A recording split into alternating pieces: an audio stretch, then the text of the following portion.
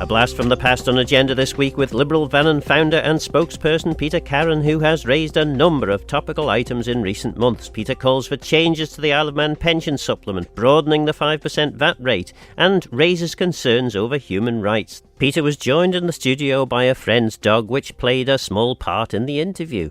I began by asking Peter why he wants changes to the pension supplement. My concern is basically this: we've got pension apartheid.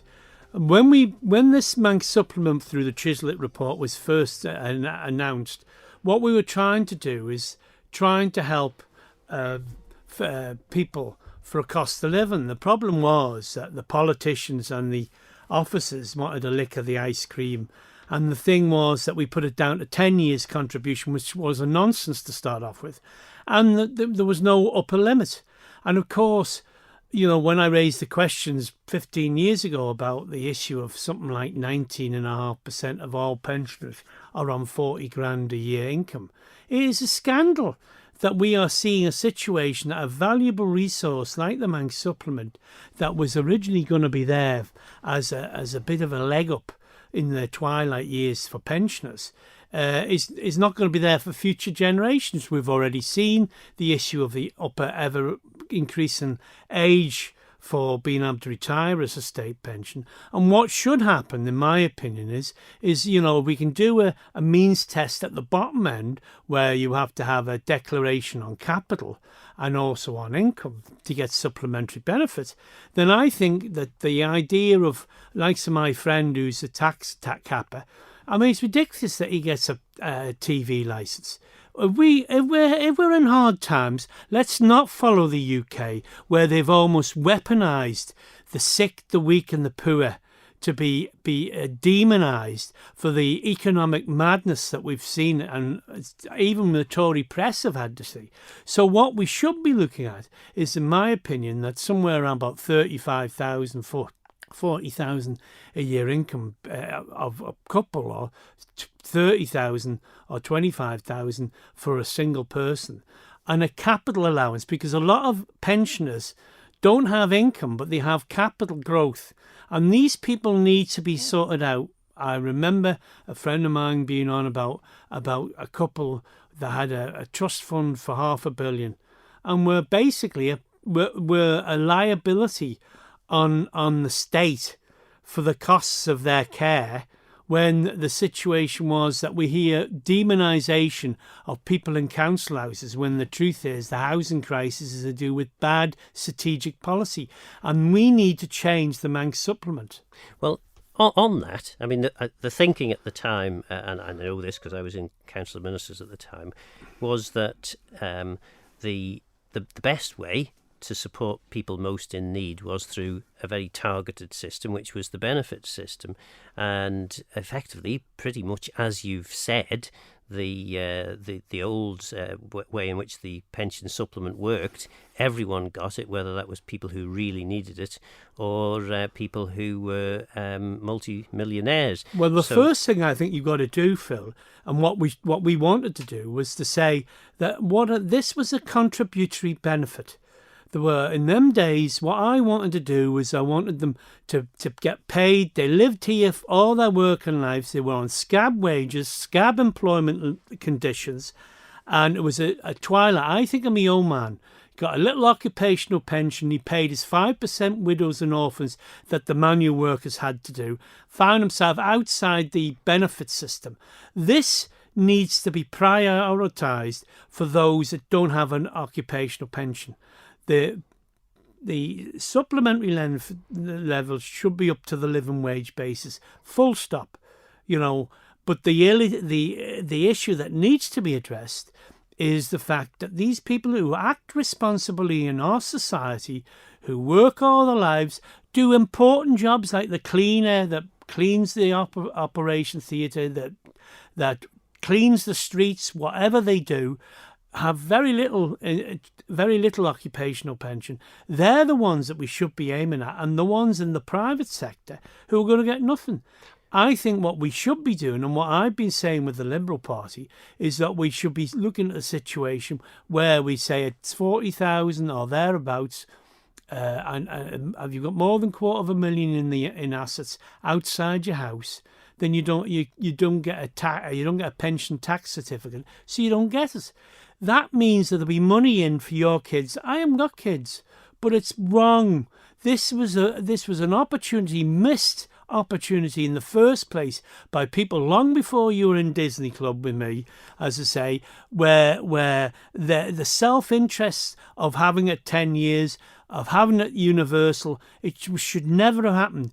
We can only retrieve that situation now. So then effectively then what you're saying is instead of what we have at the moment, which is this gradual tailing off of the pension supplement, that I presume what you're suggesting is that we get rid of the pension supplement as it currently stands, so that and then reintroduce a new form of pension supplement. No, all we do is change the criteria. The situation is that, we can means test the people at the bottom of our society, and why can't we means test the people that are at the top of our society? If there will be more than 20% of our pensioners on more than 40 grand a year, we're going to have future pensioners who are going to have nothing but the state provision, which is crap. And the reality is, it affects people like me, because I'm on a parliamentary pension. I won't get a pension, full stop. And I think we've got to reclaw this back and prioritise it. And we need a pension certificate at a reasonable level that is acceptable, so that the money is not drained out of the system for those that don't need it. It's this I'm all right, Jack. Politicians at the moment looking after their voters at the moment. We've got to look a bit further than that. We need to be creating some more strategy. And that pension certificate should be the same for the TV licence. It is insane, like my friend who's a tax capper, living in a house that I couldn't afford if I was reincarnated 50 times over, getting a free TV licence because of his age. This should be a valuable way of prioritising. And I also think that people like myself who took early retirement we should be paying a national insurance fund. If we're not going to have the same sort of crap that we've seen in the UK, of where we've demonised the people at the bottom, we need to start looking more imaginary and less self-interest by the politicians and the civil servants who really run the show. And of course, one of the first things the administration that followed the Bell administration, which obviously ended in 2016, and the Bell administration scrapped the free TV licence for over 75s. The first thing that the new administration did was bring it back in again. So, well, I mean, the point is, it's not a big issue. It's not a big capital issue. But the fact of the matter is that we have got pension apartheid. There's a lot of people in the private sector will have no pension apart from their state provision. What I'm saying with this, it's not social security. It's a contributory benefit that should be allowed, so that we end up with a situation where these people have that little cost of living bonus. If we're talking about cost of living bonus, let's prioritise. We're always talking about prioritising when it comes to the bottom, and we've got a means test. Here's a way forward where you would have this Manx supplement for future generations, so we don't have pension poverty for those who haven't got an occupational pension. But it wouldn't be a prop up for those that live in luxury, when many a family bringing up kids with mortgages who would be in a state of joy if they had a £40,000 income. And presumably this is affordable because by stopping the pension to the people who have reasonable incomes, the pension that they would have received, or the pension supplement they would have received, instead is targeted. Yeah, absolutely. I would reckon about 30% of our pensions at least would be affected by extended at 40,000 a year or 35,000 a year income, and a capital allowance, because we've got to hit the really rich who don't pay anything here. I'm sick of listening to people on about all these scroungers on the social. the fact of the matter is we have lots of people here who get capital growth and pay no tax. That's the reality, and that's what we've got to do. We can have a capital allowance at the bottom for Social Security. We can have it at a reason and make sure that we've not this apartheid system of the haves and the have-nots. And I believe the Manx supplement needs to be revisited, and we need to get some fairness in there. One of the problems with changing pension arrangements, of course, and one of the reasons why the gradual tailing off of the pension supplement was introduced, and I think it's over, is it 20 years or maybe 25 years? One of the reasons for that is you can't withdraw something that someone is expecting after they've retired. I'm sorry, but that's not true. We change benefits for the people at the bottom. And, as I say, you've just seen in the United Kingdom, the reality is that this is not a pension. This is a supplement. There's a big difference between a pension and a supplement. A supplement is something there by grace and favour, and that grace and favour needs to be channelled. And we need to be seeing a situation that people in 10 or 15 years' time who need it have got that Manx supplement, because we all recognise the cost of living on the island is too dear. And this is one of the issues that we raised at partly we raised with the coffee morning that's on every first Saturday of every month at the Christian Science Church at 10:30, which anybody's welcome to come to. And I should say, just in case anyone heard the rattling there, it's my first ever interview with a dog in the studio. So, well, I'm thinking of putting him up for Treasury Minister. You're listening to Liberal Vannin spokesperson Peter Karran. A number of other things that you've been talking about in Liberal Vannin recently. One of the ones which we actually considered on a previous Perspective programme was the whole question in relation to human rights. At the time, we had Stuart Gale QC, who very clearly said, in his view, this was a significant problem, and we were in danger of effectively losing our human rights.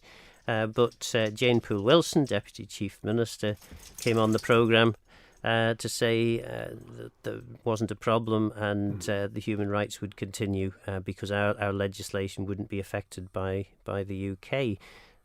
What's your particular concern on this? Well, because I would question that. We've always had an appalling record on human rights when I was a child.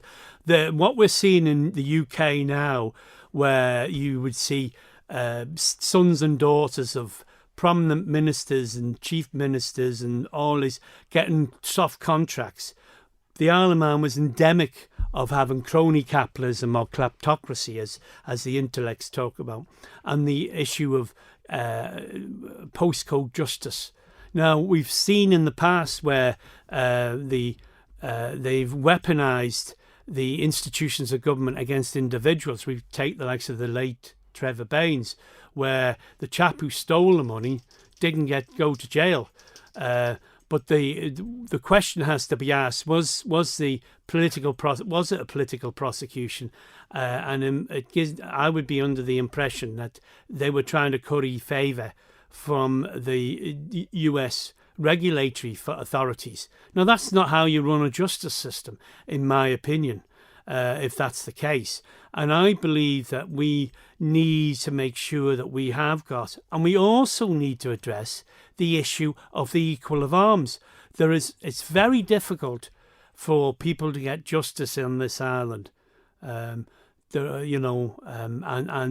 issue of when we look in the past and we look at Britain now with the horrific things that are going on with millions of kids being in poverty, that is against the human right of a child, of a civilised society.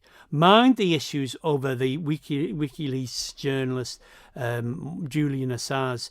If it was in China, Russia, in the likes of North Korea, it would be being condemned using the institutions. And what happens in Britain happens here if we're not careful.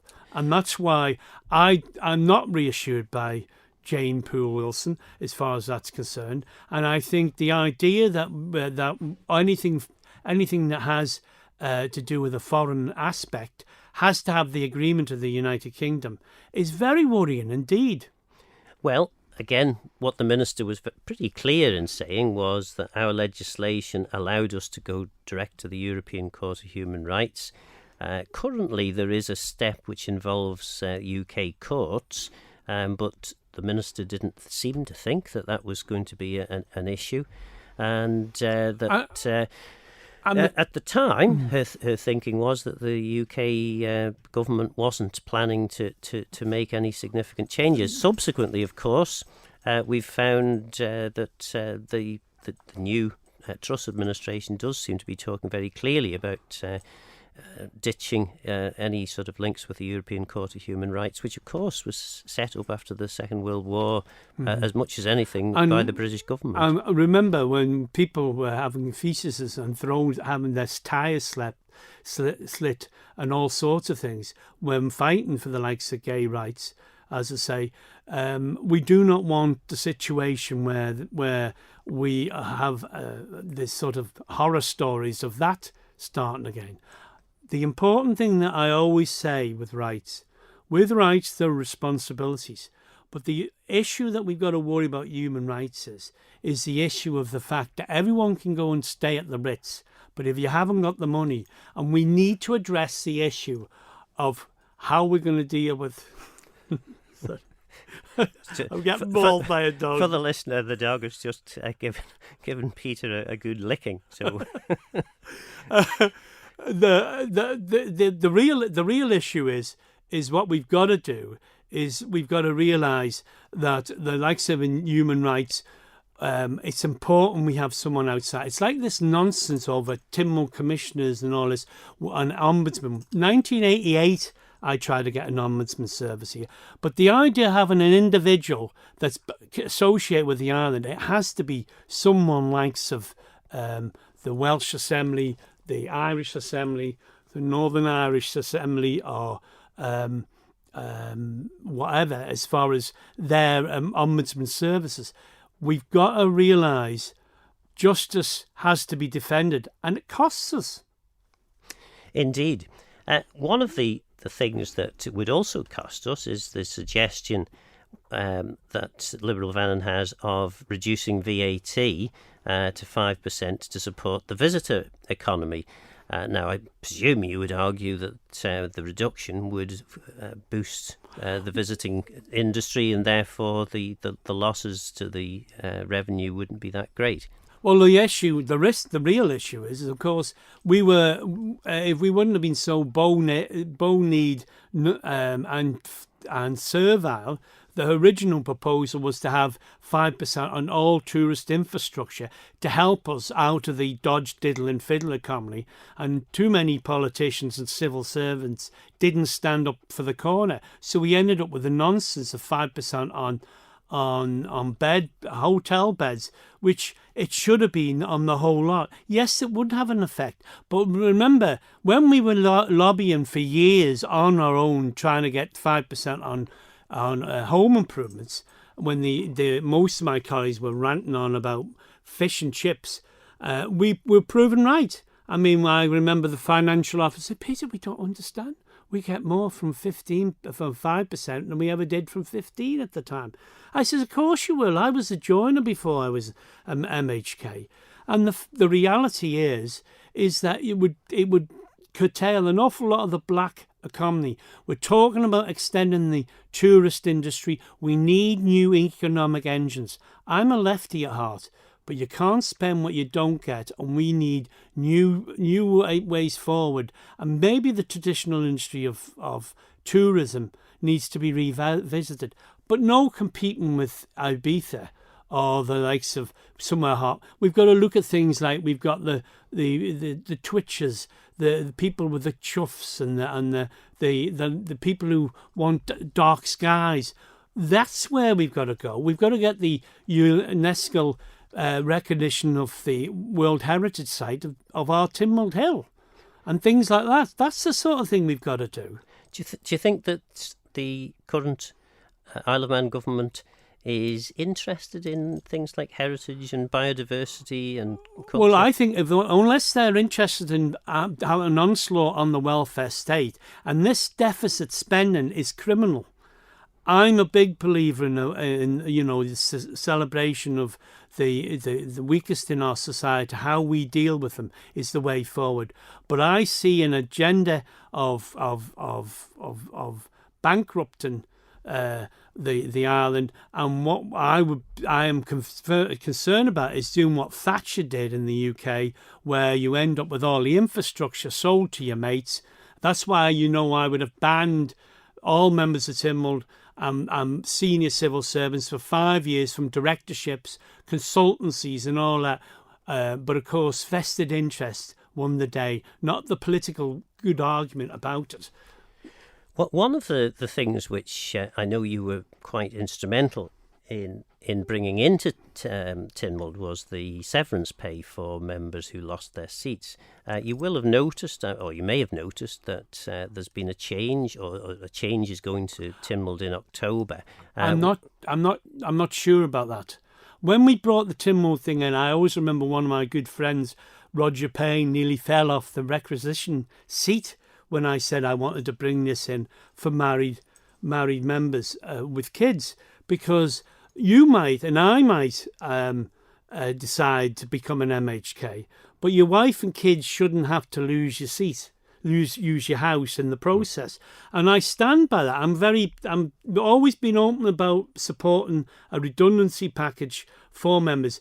I don't understand where the problem is. If they're under retirement age, they should get the redundancy package. If they're not under retirement age, then I find it strange that they do get the redundancy package, because at the end of the day, the idea was to give you a 6-month lead-in to be able to find other employment. And now, all right, it's like mud to a blanket, most members of Tynwald, when it comes to actually upsetting the powerful and the strong in our society. But if the likes of when I first decided to stand in the 70s, they told me that if you wanted to be a decent MHK, you could have no business interests. You had to have 6 months' pay and be able to get in a boat in a hurry. Things have improved, but we've got to defend them things. But at the end of the day, with the redundancy pay for members, I think it's the right thing to do for those who have got family responsibilities. And of course, the change is that instead of what we had, which was half of your pay, half of your final basic pay, you get. I thought it was only you didn't get the gratuities. Yeah, you got the basic pay. The basic.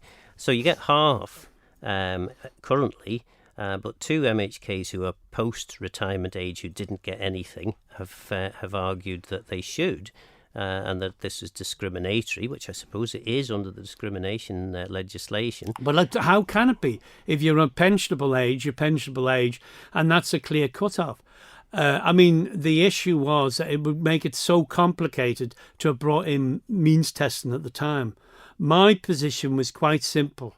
I saw members of Tynwald being forced out of local authority housing, being forced into private sector housing, who ended up in a financial mess, and I think that was wrong. And it's about making sure that we treat people right. As I say, I'm not the greatest fan of most MHKs, but I do believe that this should be there, but it shouldn't be there if you're over retirement age. You should be able to get your parliamentary pension, whatever it is, and that's it. That was Peter Karran, former MHK, founder of and spokesperson for the Liberal Vannin Party. Peter continues to be forthright and outspoken and speaks with great passion. But are his views relevant in the increasingly troubled world we live? Does he have a point, or is he best written off to history?